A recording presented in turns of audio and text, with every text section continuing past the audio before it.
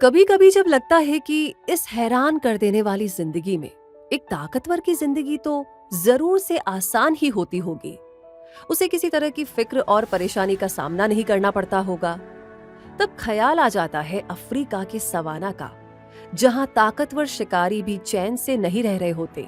कुछ खो देने का और मात मिलने का डर हर पल इन्हें भी सताता ही रहता है। अब लेपर्ड को ही आप देख लीजिए, ये अपनी फुर्ती के लिए मशहूर है।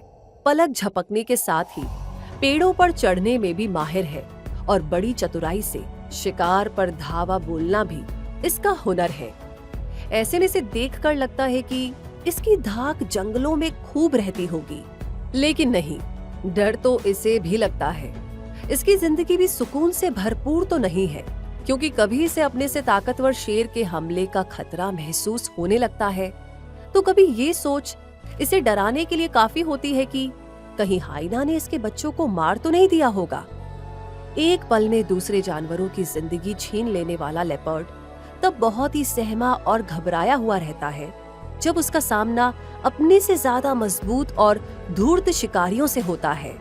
इसका मतलब चाहे कोई कितना भी ताकतवर क्यों ना हो, कितना ही धूर्त और शातिर क्यों ना हो, जिंदगी के संघर्ष उसे झेलने ही होंगे, और जो इन संघर्षों से निकलकर आगे बढ़ पाएगा वही सिकंदर कहलाएगा, फिर चाहे वो लेपर्ड हो या हम इंसान। तो अब सवाल ये आता है कि लेपर्ड कैसे फेस करता है अपनी जिंदगी के चैलेंजेस को, क्या होते हैं उसके संघर्ष, अपनी कौन सी स्किल्स के दम पर वो सरवाइव करता है, और उसकी फैमिली लाइफ और ईटिंग हैबिट्स कैसी होती हैं। ऐसा और भी बहुत कुछ जो लेपर्ड की जिंदगी को आपके सामने बयान करेगा, वो सब कुछ आपको आज लेपर्ड पर बेस्ड इस डॉक्यूमेंट्री में मिलने वाला है। इसलिए हमारे साथ बने रहिए और चलिए हमारे साथ लेपर्ड की जिंदगी को करीब से देखने infinitystream.tv पर।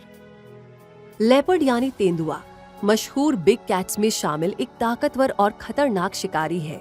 ये कैट फैमिली फीलिडी के जीनस पैंथेरा की एक स्पीशीज है। ये भले ही लायन, टाइगर और जैगुआर से साइज में छोटा हो, लेकिन इनकी तरह इसे भी दहाड़ना अच्छे से आता है। जहां लायन अपनी दहाड़ से जंगल का दिल दहला सकता है, वहीं टाइगर सबसे बड़े साइज से अपना प्रभाव बनाए रखता है। जैगुआर की अपनी यूनिक स्विमिंग स्किल्स होती है, तो लेपर्ड की कुछ कम नहीं है। इसकी क्लाइंबिंग स्किल्स इसे खास बनाती है और बड़ी आसानी से रोजाना पेड़ों पर चढ़ने उतरने की स्किल में यही बिग कैट तो माहिर है। इसकी क्लाइंबिंग स्किल्स और लॉन्ग जंप्स इतने शानदार होते हैं कि लगता है जैसे इसे क्लाइंबिंग और लॉन्ग जंप कॉम्पिटिशंस में पार्ट लेना चाहिए। लेकिन क्या करे, जंगलों में तो ऐसे कॉम्पिटिशंस हुआ नहीं करते। लेकिन ये भी तो सच है कि जंगल में रहना भी किसी कॉम्पिटिशन से कम नहीं होता। कभी शिकार पर हाई जंप करके अपने खाने का इंतजाम कर लेना किसी अवार्ड जैसा लगता है, तो कभी खुद की जान बचाने के लिए पेड़ की ऊंची डाली पर पहुंच जाना विक्ट्री का फील देता है। इसका मतलब अनजाने में ही सही, लेपर्ड ऐसे कॉम्पिटिशंस में रोज पार्टिसिपेट करता है, अपना टैलेंट शोकेस करता है और जीत हार से रोज सामना करते हुए अपना दिन बिताता है। वैसे लेपर्ड स्मार्ट भी बहुत होता है, एडजस्टमेंट की पावर को ये अच्छी तरह समझता है, तभी तो डिफरेंट एनवायरनमेंट्स में आसानी से ढल जाता है और अपनी इसी अडेप्टेबिलिटी के दम पर एक सक्सेसफुल बिग कैट बनता है। वरना तो अफ्रीका में अपने से बड़े और माहिर शिकारी लायन के आगे इसकी एक नहीं चलती, और एशिया में टाइगर के आगे ये खुद को बहुत ही छोटा पाता है। ये तो इसकी समझ और मौके पर इस्तेमाल की जाने वाली तरकीबें ही हैं जो इसे अक्सर सुरक्षित बनाए रखती है। हो सकता है शायद इसने बचपन में सर्वाइवल का गुर बहुत अच्छी तरह सीखा है। वैसे लेपर्ड अफ्रीका के एक बड़े इलाके में तो रहते ही हैं, साथ ही सेंट्रल एशिया, भारत और चीन में भी इनके घर हैं। ये जंगलों में भी आसानी से घर बसा सकते हैं, तो पहाड़ों में रहना भी इनके लिए आसान है। रेन फॉरेस्ट से लेकर के स्टेप्स तक, सवाना से लेकर ग्रास लैंड्स तक और डेजर्ट से लेकर के रॉक्स तक लेपर्ड कहीं भी रह सकते हैं। इन्हें गर्म और ठंडे क्लाइमेट की भी फिक्र नहीं होती, तभी तो ये वार्म क्लाइमेट में भी गुजर बसर कर लेते हैं, और कोल्ड क्लाइमेट में रहना भी इन्हें मुश्किल नहीं लगता। भाई मान गए, अडेप्टेबिलिटी हो तो एग्जैक्टली ऐसी। इस बिग कैट का साइंटिफिक नेम पैंथेरा पार्डस है, जो इसे ग्रीक वर्ड लेपिडस से मिला है। इसमें लियोन यानी लायन और पार्डस यानी स्पॉटेड है। इसी तरह स्पॉटेड लायन जैसा दिखने की वजह से इस बिग कैट को लेपर्ड नाम दिया गया है। इसका शरीर फरों से ढका रहता है, जिनका रंग ब्राउनिश ऑरेंज कलर लिए होता है। बेली के नीचे ये फर लाइट कलर के होते हैं और ज्यादा सॉफ्ट भी हुआ करते हैं। इसकी बॉडी पर पाए जाने वाले डार्क स्पॉट्स इसे अलग पहचान देते हैं। इन्हें रोजेट्स कहा जाता है क्योंकि ये एक रोज की शेप जैसे नजर आते हैं। इसकी पूरी बॉडी पर रोजेट्स नहीं होते। फेस, लिम्स और अंडर बेली सॉलिड ब्लैक स्पॉट से कवर रहती है। इसके फर और स्पॉट्स के पैटर्न में क्लाइमेट और हैबिटेट के अकॉर्डिंग चेंजेस भी दिखाई देते हैं। हर एक लेपर्ड के रोजेट्स उसकी पहचान होते हैं क्योंकि किन्हीं भी दो लेपर्ड्स के इन डार्क स्पॉट्स का पैटर्न सेम नहीं होता और ये लेपर्ड के लिए ऐसा कैमोफ्लाज बनाते हैं जिससे अपने आसपास के माहौल में घुल मिल जाना लेपर्ड के लिए इतना आसान हो जाता है कि पता ही नहीं चलता कि लंबी लंबी घास के बीच एक शिकारी लेपर्ड छुप कर के बैठा है। एक शिकारी को और क्या चाहिए, ऐसा छलावरण ही तो उसकी हंटिंग स्किल्स को सपोर्ट करता है।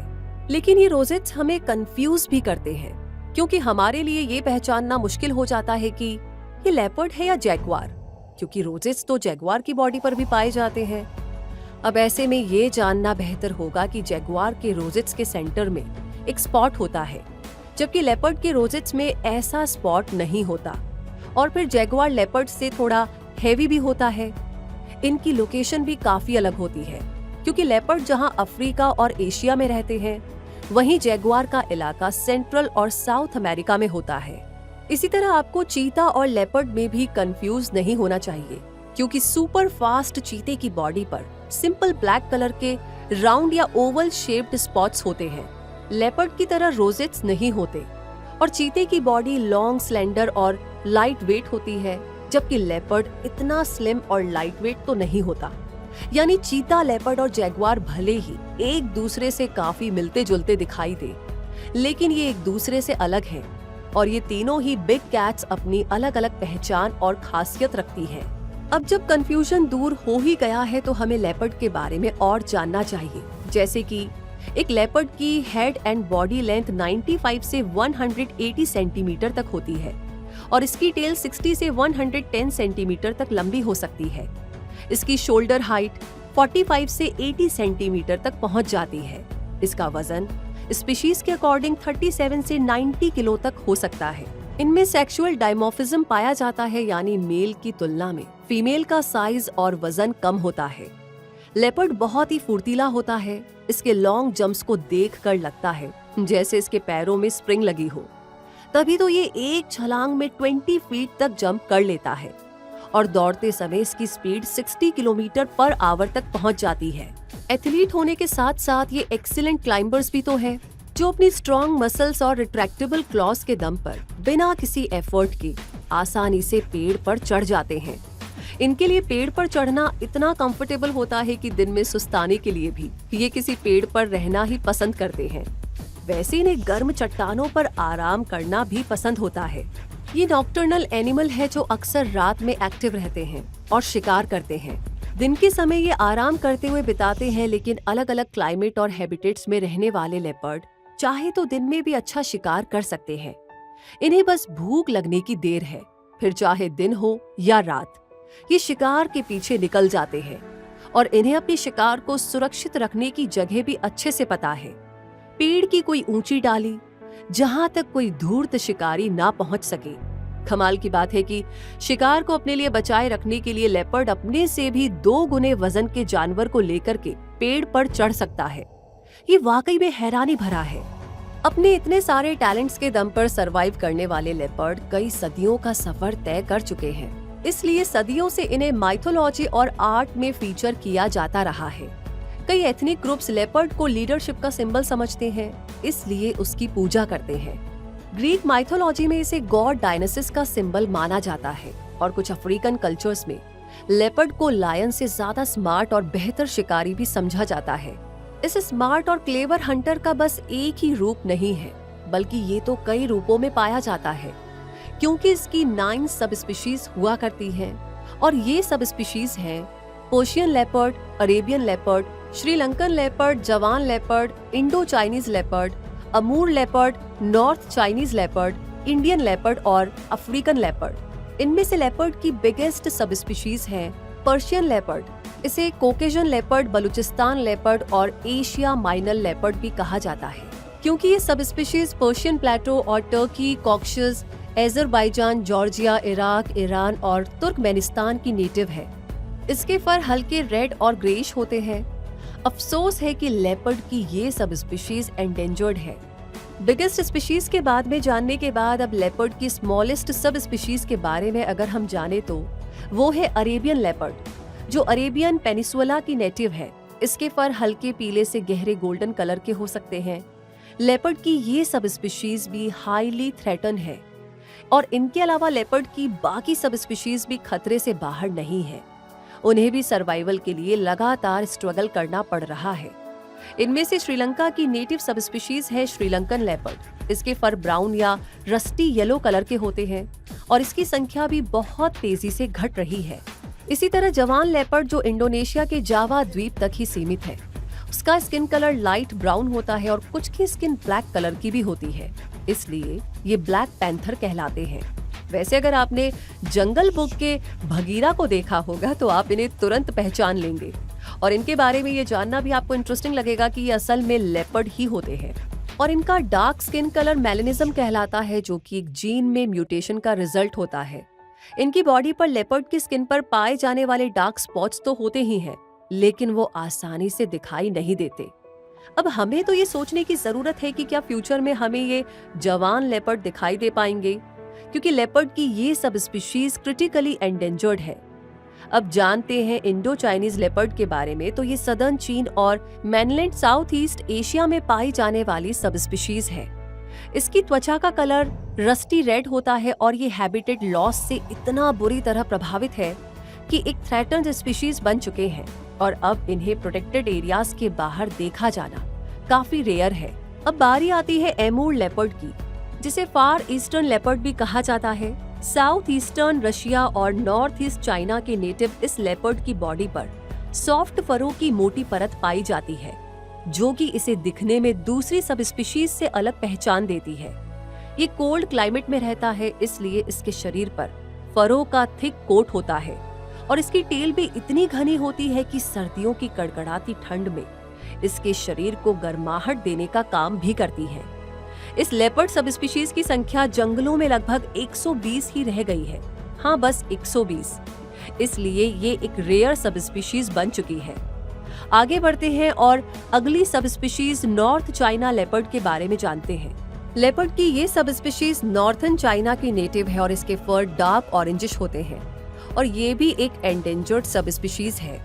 अब बारी आती है इंडियन लेपर्ड की, जो इंडियन सब कॉन्टिनेंट पे पाई जाने वाली लेपर्ड सब स्पीशीज है और ये एक वल्नरेबल सब स्पीशीज है। और अब लेपर्ड की 9th सब स्पीशीज है अफ्रीकन लेपर्ड, जो सब सहारन अफ्रीका का नेटिव है और इसका कलर पेल येलो, ब्लैक या डार्क गोल्डन हो सकता है। ये मोस्ट कॉमन लेपर्ड सब स्पीशीज है और ट्रॉफी हंटिंग इंडस्ट्री और बूश मीट के लिए किए जाने वाले शिकार का विक्टिम है। हैरानी होती है ये बताते हुए कि लेपर्ड की इतनी सारी सब स्पीशीज दुनिया के इतने सारे कोनों में फैली हुई है और अफसोस हुआ ये बताते हुए कि हर एक सब स्पीशीज अपने अस्तित्व को बचाए रखने के लिए संघर्ष कर रही है, जिसके लिए बहुत हद तक हम इंसान ही जिम्मेदार हैं। खैर, हमारी गलतियों और मदद की कोशिशों के बारे में हम आगे जरूर से बात करेंगे। अभी इस स्ट्रॉन्ग और बोल्ड बिग कैट की जिंदगी को तो अच्छी तरह से समझ लेते हैं।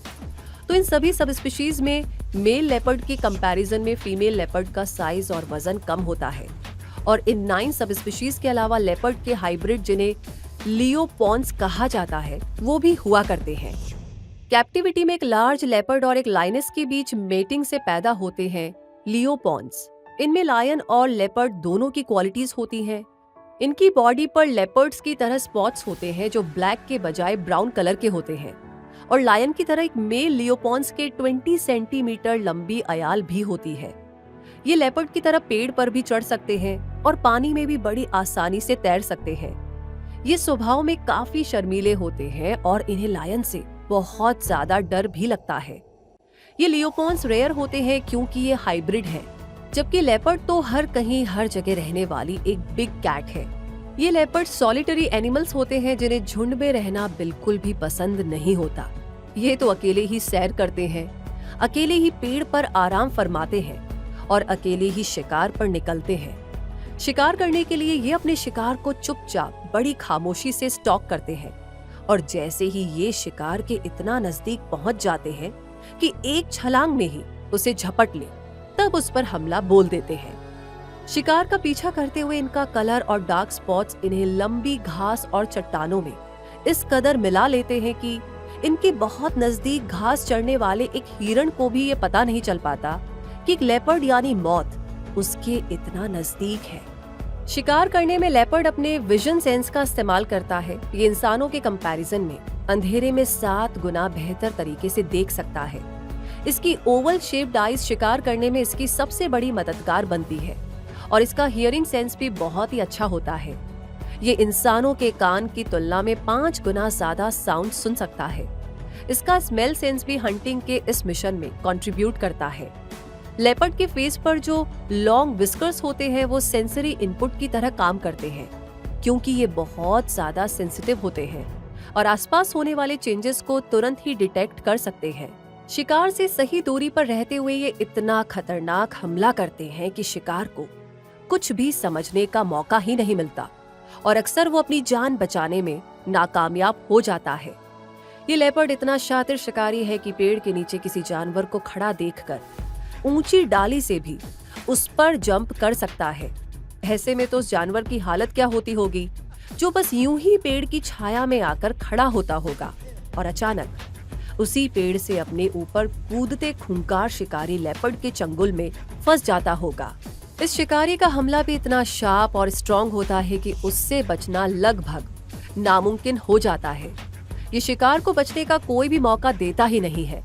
अपने पंजों से उस पर मजबूत पकड़ बनाता है और उसके नाजुक गले पर अपने नुकीले दांतों से इस तरह काटता है कि उसकी जान ही चली जाती है। यही तो एक शिकारी चाहता है कि उसे बिना परेशानी के आराम से खाना मिल जाए। तो अपनी इस कोशिश के सफल हो जाने के बाद भी, यानी जानवर को मार गिराने के बाद भी, एक लेपर्ड बड़ी ही सावधानी बरतना जरूरी समझता है, क्योंकि वो जानता है कि भले ही मेहनत उसने की हो, लेकिन उसके खाने को लूटने वाले इस जंगल में बहुत सारे हैं और वो भी आसपास।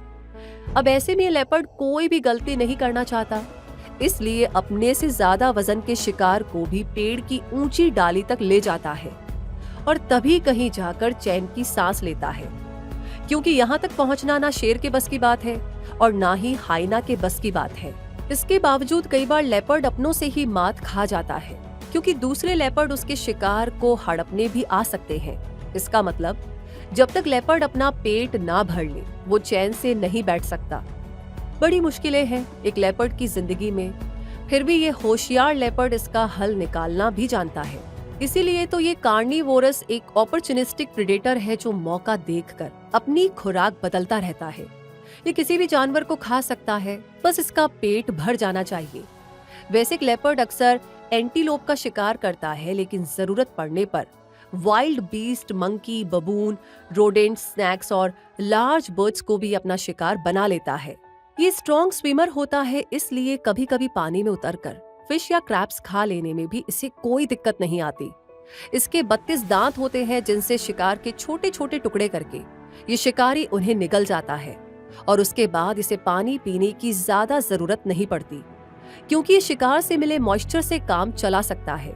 इसलिए लंबे समय तक लेपर्ड पानी पिए बिना रह सकता है और आराम से पेड़ पर आराम फरमा सकता है। इस टाइम इसे चुपचाप दबे पांव इसके इलाके में घुसने वाले दूसरे लेपर्ड की भी फिक्र नहीं करनी पड़ती, क्योंकि इसकी सेंट मार्किंग्स इतनी स्ट्रॉन्ग होती है कि आसपास मौजूद दूसरे लेपर्ड्स के बारे में बता ही देती है। ये लेपर्ड अपने इलाके के तो राजा होते ही हैं, इसलिए इनकी लार्ज टेरिटरी होती है जिसमें किसी और लेपर्ड की एंट्री अलाउड नहीं होती। और अगर किसी ने ऐसी कोशिश करने की गुस्ताखी कर भी ली तो अंजाम बहुत ही बुरा होता है, क्योंकि लेपर्ड अपने इलाके में किसी दूसरे को बर्दाश्त नहीं कर सकता। इसलिए ऐसी गलती का अंजाम मौत भी हो सकती है। अपने इलाके को मार्क करने के लिए ये यूरिन से अपना एरिया मार्क करते हैं, अपने नुकीले पंजों से पेड़ों पर निशान बनाते हैं और आसपास पटकने वाले दुश्मनों को दहाड़कर दूर रहने की चेतावनी भी देते हैं। एक मेल लेपर्ड के कंपैरिजन में फीमेल लेपर्ड की टेरिटरी स्मॉल होती है, और कई फीमेल्स की टेरिटरीज एक मेल की टेरिटरी से ओवरलैप कर सकती है। इसे मेल लेपर्ड टॉलरेट कर सकता है, खासकर मेटिंग सीजन में, जब इस ओवरलैप की वजह से उसे फीमेल लेपर्ड से इंटरैक्ट करने का ज्यादा मौका मिल पाता है। इसी तरह एक फीमेल लेपर्ड भी मेल लेपर्ड के इलाके से अपने इलाके की ओवरलैपिंग तो एक्सेप्ट कर लेती है, लेकिन किसी और फीमेल का इलाका उसके इलाके से मिलता हुआ नहीं होना चाहिए। टेरिटरी का ऐसा ओवरलैप उसे भी बर्दाश्त नहीं। वो सिर्फ अपनी बेटी की टेरिटरी को उस समय तक अपने इलाके से ओवरलैप करते हुए सहन कर सकती है जब तक उसकी बेटी खुद के दम पर अपना नया इलाका ना बना ले। टेरिटरी की ये लड़ाई तो जंगल में बहुत ही कॉमन है और इसकी वजह से बहुत से जानलेवा हमले भी होते ही रहते हैं। लेपर्ड्स अपनी टेरिटरी को प्रोटेक्ट करने के लिए तो दहाड़ते ही हैं। एक फीमेल लेपर्ड मेल पार्टनर को अट्रैक्ट करने के लिए भी दहाड़ कर अपना मैसेज दे सकती है, और जंगल में कभी गुम हो गए अपने बच्चों को पास बुलाने का भी उसका यही तरीका होता है। लेपर्ड्स में कोई फिक्स ब्रीडिंग सीजन नहीं होता है। एक फीमेल लेपर्ड साल के किसी भी समय बच्चों को जन्म दे सकती है। मेटिंग सीजन में मेल और फीमेल लेपर्ड सेंट मार्किंग्स के जरिए कम्युनिकेट करते हैं, अपनी प्रेजेंस और रिप्रोडक्टिव स्टेटस बताते हैं और दोनों की रजामंदी से काफी समय साथ बिताते हैं। इस दौरान मेल जहां सोइंग और रास्पिंग जैसे लाउड कॉल्स निकालते हैं, वहीं फीमेल सॉफ्ट कॉन्टैक्ट कॉल के जरिए अपना इंटरेस्ट शो करती है। मीटिंग के बाद मेल लेपर्ड अपना अलग रास्ता बना लेता है और फीमेल लेपर्ड बच्चों को जन्म देने से लेकर उन्हें खुद के दम पर जीने लायक बनाने तक का सफर अकेले ही तय करती है। ये डेडिकेटेड मदर साबित होती है जो अपने बच्चों को जंगलों में फैले खतरों से बचाए रखने में कोई भी कमी कसर नहीं छोड़ती। इसका गेस्टेशन पीरियड लगभग 3 महीने का होता है और बच्चों को जन्म देने के लिए ये किसी गुफा या चट्टानी दरारों में अपनी मांद बनाती है। ये मांद दुनिया में आने वाले उसके नन्हे बच्चों का सुरक्षा कवच होती है, क्योंकि इन छुपी हुई जगहों तक शिकारियों का पहुंचना आसान नहीं होता। जन्म के समय लेपर्ड के नाजुक बच्चे ब्लाइंड होते हैं। ऐसे में माँ की जिम्मेदारी और भी ज्यादा बढ़ जाती है और वो कई दिनों तक इनके पास ही रहती है। इस दौरान माँ के दूध से बच्चों का पेट भरता है, लेकिन कुछ दिनों के बाद माँ को शिकार पर जाना ही पड़ता है। ये वक्त उसके लिए बहुत ही मुश्किल होता होगा जब नन्हे और नाजुक बच्चों को यूं वीराने में छोड़कर वो उनसे बहुत दूर शिकार के लिए निकलती होगी। अपने बच्चों को बचाए रखने के लिए वो जल्दी जल्दी एक से दूसरी मांद बदलती ही रहती है, लेकिन फिर भी अक्सर उसके 2 से 4 बच्चों में से 1 या 2 ही बच पाते हैं। आखिर शिकारी सब खबर जो रखते हैं। बच्चों के बड़े होने के साथ सर्वाइवल की सारी तरकीबें सिखानी है, ये बात उनकी माँ बहुत अच्छी तरह जानती है। आखिर उसकी माँ ने भी तो उसे इसी तरह तैयार किया होगा ना, कि वो एक शातिर और चुस्त शिकारी के रूप में जीवन जी सके। इसलिए हर लेपर्ड मदर अपने बच्चों को माहिर शिकारी बनाने में कोई भी कमी नहीं छोड़ना चाहती। वो उन्हें हर तरकीब सिखाती है, फिर चाहे हाइना का झुंड नजदीक आने पर तुरंत पेड़ पर चढ़कर छुप जाना हो या फिर पेट भरने के लिए सही तरीके से शिकार करना हो। ये माँ अपनी मांद के बाहर छोटे पक्षी और रोडेंट्स लेकर आती है और बच्चों को हंटिंग का प्रैक्टिकल करके दिखाती है। बच्चे गौर से शिकार के इन सारे तरीकों को सीखते हैं और माँ की गाइडेंस में चलते हुए, खेलते हुए, शरारतें करते हुए सब कुछ सीख जाते हैं और 1.5 से 2 साल के होते होते इंडिपेंडेंट हो जाते हैं। यानी इसके बाद माँ को इनकी देखभाल करने की जरूरत नहीं होती। ये खुद अपना इलाका बना सकते हैं, शिकार कर सकते हैं और अपना बचाव भी। 2 से 3 साल के होने पर ये सेक्सुअली मैच्योर हो जाते हैं और अपने लिए सूटेबल मैट चुनते हैं और अपनी जिंदगी को आगे बढ़ाते हैं। अपने पेरेंट्स की तरह ये भी जिंदगी के अपने अलग अनुभव बनाते हैं और 12 से 15 साल के होने तक जंगलों में अपना सफर जारी रखते हैं। इस सफर में एक लेपर्ड की लाइफ के कितने ही अप डाउन्स तो हम देख भी चुके हैं। ये एक स्ट्रॉन्ग हंटर जरूर है, लेकिन फिर भी इसे बहुत सारे एडजस्टमेंट करने पड़ते हैं। लायन, टाइगर, हाइना से अपने बच्चों का बचाव करना होता है, अपना खाना बचाना होता है और अपनी जान को भी खतरे में नहीं डालना होता। इसलिए अपने से ज्यादा ताकतवर और शातिर शिकारियों से होने वाले कॉन्फ्लिक्ट को ये अवॉइड करना चाहता है। इसलिए शिकार करने के अपने समय और शिकार किए जाने वाले जानवरों को बदलता रहता है, ताकि कॉम्पिटिटर्स से बेवजह का झगड़ा ना शुरू हो। पेड़ पर लंबा समय बिताने का भी इसका एक बड़ा कारण यही होता है कि ऐसे खतरों से दूरी बनी रहे और ये पेड़ पर रहते हुए ज्यादा सेफ रह सके। सेफ्टी तो हर किसी को चाहिए ही होती है ना? तो अब इस लेपर्ड को ये तो पता होता है कि जंगल में, पहाड़ों पर और रेगिस्तान में कैसे जंगली शिकारियों से खुद को बचाए रखा जाए, लेकिन इंसान जैसे शिकारी से कैसे बचना होता है, ये इसे ज्यादा समझ में नहीं आता। शायद इसीलिए ये इंसानी हमलों का शिकार बन जाता है। कभी इंसानों की वजह से इसका घर, इसके आशियाने कहे जाने वाले पेड़ और छुपने वाली हरियाली खत्म कर दी जाती है, तो कभी उन इलाकों में इसे धकेल दिया जाता है जहां पर पर्याप्त खाना ही नहीं मिल पाता। लेकिन अगर इतना ही होता तो हर माहौल में ढल जाने वाला ये लेपर्ड एडजस्ट कर लेता। लेकिन जब इसकी जान ही ले ली जाए तो ये कैसे एडजस्ट करे? इसके स्किन, बोन्स और ऐसे कितने ही बॉडी पार्ट्स को मोटी रकम में बेचने के लिए इसे मार दिया जाए तो ये क्या करे? ट्रॉफी हंटिंग और बुशमीट के लिए इसे बेरहमी से बिना किसी गुनाह के खत्म कर दिया जाए तो ऐसे में इस जानवर का वल्नरेबल, एंडेंजर्ड और थ्रेटन होना ही बचता है। तभी तो इसकी हर सब स्पीशीज या तो थ्रेटन है या फिर क्रिटिकली एंडेंजर्ड बन चुकी है।